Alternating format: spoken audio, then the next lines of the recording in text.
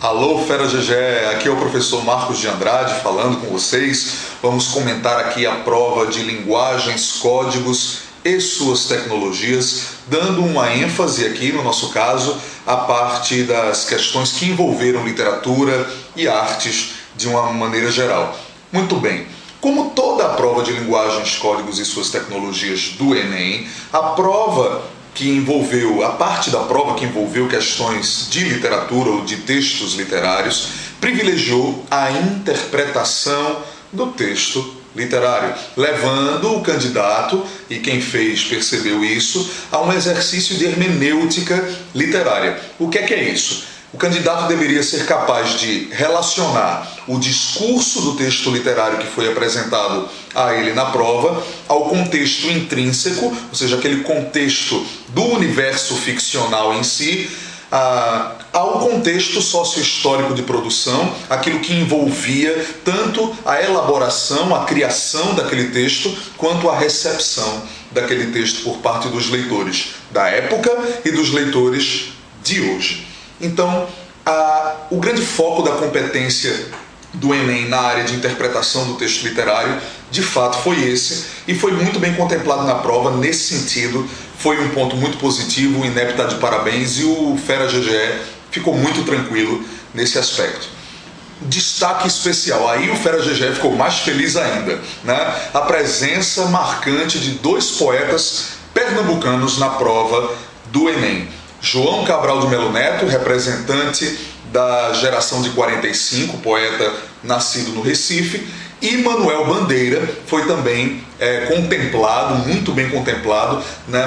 Bandeira que foi capaz de buscar lirismo nas coisas mais cotidianas, menos intencionais, numa fusão muito feliz entre objetividade e subjetividade, um poeta realmente diferenciado dentro do nosso modernismo e um poeta recifense, e eu tenho certeza que vocês se deram muito bem. O Fera GG arrasou nessas questões, eu não tenho dúvida.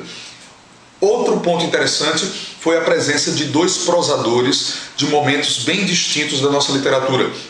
O Aloísio Azevedo, do naturalismo, foi contemplado, um trechinho do romance O Cortiço, que nós trabalhamos também, e um trechinho de Grande Sertão Veredas, de Guimarães Rosa aí já do modernismo. Foi muito interessante também a forma como essas questões foram elaboradas, envolvendo muito de interpretação, associando ao contexto de produção, como eu já falei para vocês. Vale a pena também frisar que a prova do Enem marcou aí a presença de questões que encaram a literatura como linguagem. Isso é muito legal, é muito importante. O tempo inteiro nas salas de aula nós batemos nessa tecla: literatura é linguagem, tá? E questões que promoveram, óbvio, o cruzamento de diferentes expressões artísticas. É por isso que o tempo inteiro a gente ficava associando literatura à pintura, literatura à arquitetura, literatura à fotografia, o tempo inteiro fazendo essa intersecção de linguagens, esse cruzamento de linguagens, porque vai aparecer para vocês assim, e apareceu, tá? Foram contempladas pintura, grafite, fotografia, arquitetura, principalmente a arquitetura de Oscar Niemeyer foi bem contemplada, e música, principalmente as canções de Noel Rosa, que completa 100 anos. Aí o samba carioca foi homenageado pela figura centenária de Noel. Pontos não negativos, mas que vale a pena a gente mandar o recado para o INEP, para que ele comece a olhar com mais carinho para essas questões. Primeiro, está na hora de o INEP valorizar em maior profundidade as especificidades do estudo literário. A interpretação é importante? É, e deve ser mantida. A relação com os contextos é importante? É, e deve ser mantida. Agora, vale muito e muito a pena a relação também com as áreas de conhecimento afins à literatura. Pouco de literatura e história, literatura e psicanálise, literatura e sociologia, literatura e estética, e eu acredito que é bem dentro da linha daquilo que o Enem se propõe a fazer. Falta aparecer um pouco mais disso, falta isso ficar um pouco mais evidente na prova do Enem.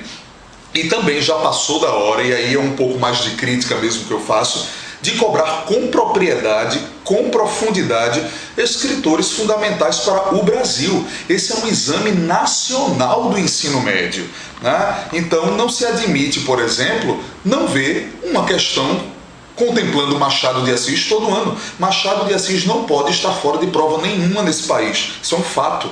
Tá? Outra coisa, a gente não admite que José de Alencar nunca tenha aparecido numa prova de linguagens, códigos e suas tecnologias, sendo Alencar o pai, o fundador do romance brasileiro, genuinamente brasileiro. Então, está na hora do Enem repensar essas questões. Alencar e Machado precisam aparecer todo ano. Não quer dizer que os outros escritores não devam ser contemplados.